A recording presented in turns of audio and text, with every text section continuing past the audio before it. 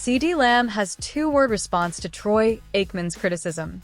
Troy Aikman recently had some harsh criticism of Ceedee Lamb and the Dallas Cowboys wide receiver group, but Lamb does not seem to want a war of words with the Hall of Fame quarterback. Aikman discussed the Cowboys' early season struggles during a radio appearance last week. He said Dallas' entire receiving core runs terrible routes. Aikman also said he sees too much laziness from the group. You can listen to his full comments here. When asked on Thursday about Aikman's remarks, Lamb simply said the Cowboys have got to be better overall. He then refused to entertain a follow-up question about the three-time Super Bowl champion. Next question, Lamb said, via Calvin Watkins of the Dallas Morning News. Dak Prescott was also asked about Aikman's criticism. Prescott said the former Cowboys quarterback's job as an analyst is to create a ruckus. Prescott did not, however, deny that Lamb's missed time during the offseason has had an impact early on. You can call it an excuse or whatever, but it just goes into, right as I said, being consistent, whether it be my read or his route. Then as I say, communication up front, but communication there, Prescott said. When you haven't had that time in camp, you've got to be able to communicate through things, which obviously some of these meetings have been adjusted to make sure those happen. Lamb led the NFL with 135 catches last season. He set career highs across the board and finished with 1,749 yards and 12 touchdowns. He then held out for all of training camp and the preseason before signing a massive extension. It's worth noting that Lamb admitted earlier in the year that he needed to make a big change, so he is well aware he has not been performing up to his own standards. Cowboys great Des Bryant's rough take on McCarthy turns heads. Since injury-ridden final years with the Cowboys, and after his brief stint with the Ravens, former Dallas star Des Bryant has given himself a nifty side hustle as a frequent commenter on social media. His Twitter/X account has 3.4 million followers, and he has not been shy about putting his opinions on record.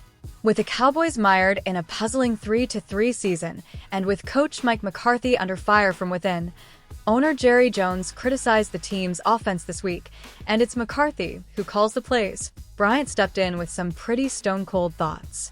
He would have fired McCarthy 8 months ago, he wrote.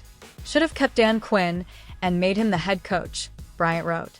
These old ways is no longer in style for this new age of football. The post attracted 300,000 views on Twitter/X.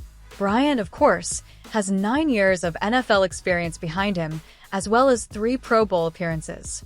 He has some credibility and, certainly, after the Packers drubbed the Cowboys out of the playoffs on their own home field last January, Bryant was not alone in calling for McCarthy's job. Cowboys Mike McCarthy under fire over play calling. This week, it sounded, too, like Jones wondered whether he'd made a mistake in keeping McCarthy, especially with Quinn off to a 5-2 start in his first season with Washington. We're designing bad plays, or we're designing bad concepts, Jones said on 105.3 The Fan in Dallas this week. The facts are that there's some of that, but there's also some execution issues. There's some of the talent. I like our talent. I really do like our talent. I like our young talent, but young talent has a few more mistakes associated with it than if you're dealing with a veteran player. It should be noted, of course, that Jones doubles as the team's general manager, meaning he is responsible for the talent.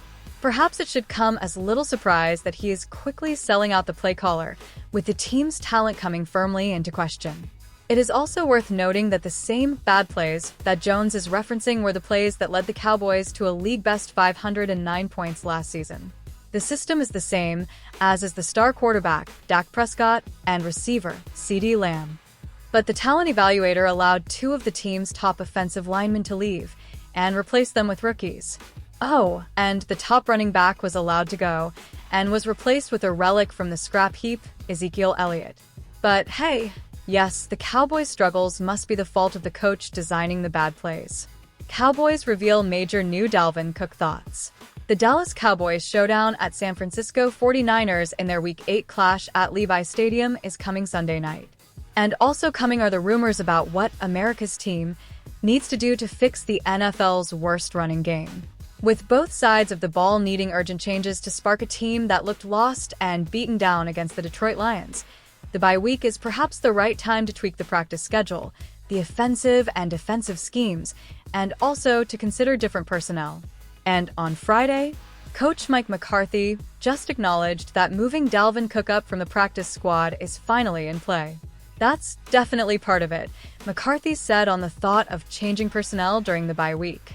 We did a lap Tuesday morning through the whole roster, so that's a constant conversation with Jerry Jones and Will McClay, and Stephen Jones had a chance to sit down with Jerry on Thursday afternoon, so yeah, that's a constant conversation. Maybe the most obvious potential change is elevating running back Cook from the practice squad in an attempt to try to inject some life into the NFL's worst rushing attack. With Rico Dowdle now the starter, usurping Ezekiel Elliott, Cook has continued to work away with the practice squad. Many fans think the time is now to see what the Cowboys have in Cook, though, as we have argued, the Dallas coaching staff obviously thinks it already knows what it has, and that to this point in the season, Cook is simply not judged as one of this roster's 53 best players. Micah Parsons, Darren Bland injury updates. Bad news for Cowboys fans.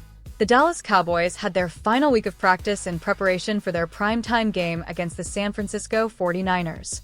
San Francisco and Dallas have one of the more historic rivalries in the NFL's history.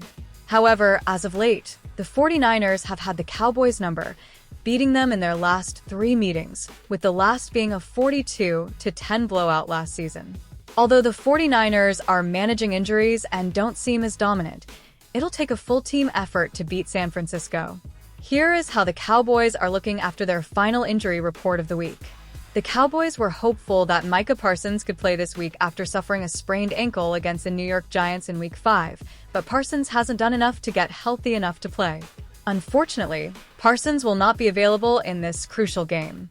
After practicing before the bye week, Darren Bland, foot, seemingly had a setback and sat out this week of practice before being ruled out. Linebacker Eric Kendricks practiced in a limited capacity on Friday, and his status for this week is questionable. Despite missing practice Friday, kicker Brandon Aubrey is expected to play. Kalen Carson is questionable. For the 49ers, they're getting healthier as we get closer to the end of the week. We don't have a final report from them yet, but yesterday Nick Bosa, elbow, George Kittle, foot, and Deebo Samuel, wrist/illness, were limited after not practicing Wednesday. All of them will likely play on Sunday. On a lesser note, receiver Juwan Jennings,